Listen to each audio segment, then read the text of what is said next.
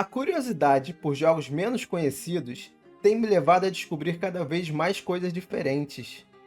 Nesse meio, encontrei alguns jogos ótimos, outros com uma gameplay simples, mas que apresentam um conceito interessante, e até jogos com propostas estranhas, que mesmo assim despertaram minha curiosidade. Dentro desse mundo de jogos menos conhecidos, os feitos para Game Jams ou compos formam uma área enorme a ser explorada, com diversos estilos e peculiaridades. Às vezes, até acabo topando com algo feito por outro brasileiro, o que me anima ainda mais. E o Geleia Gamer de hoje é justamente sobre um desses casos, The Purging.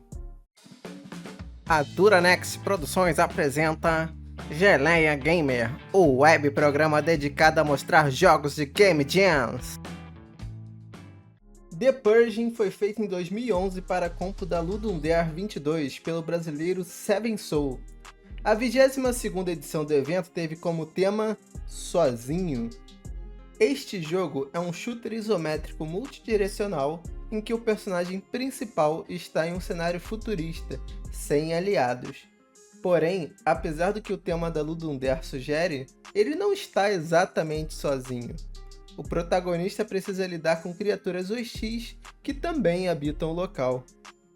Para alcançar a vitória, o jogador precisa passar por 9 fases diferentes, representadas por andares.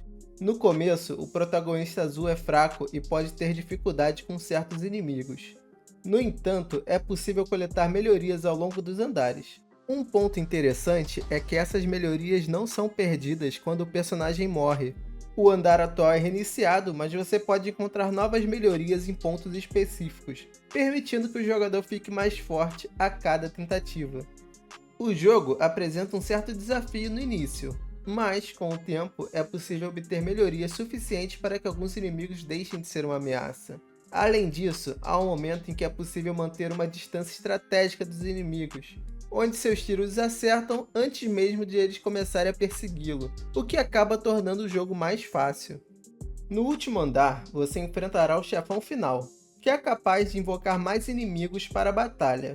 Porém, dependendo de quantas melhorias você coletou ao longo da partida, ele também pode não representar um grande desafio.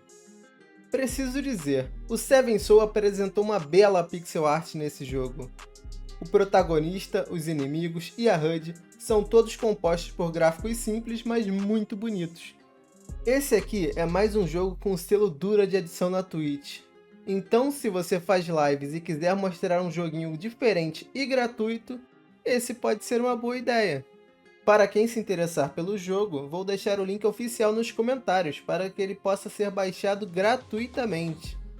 E assim chegamos ao fim de mais um Geleia Gamer.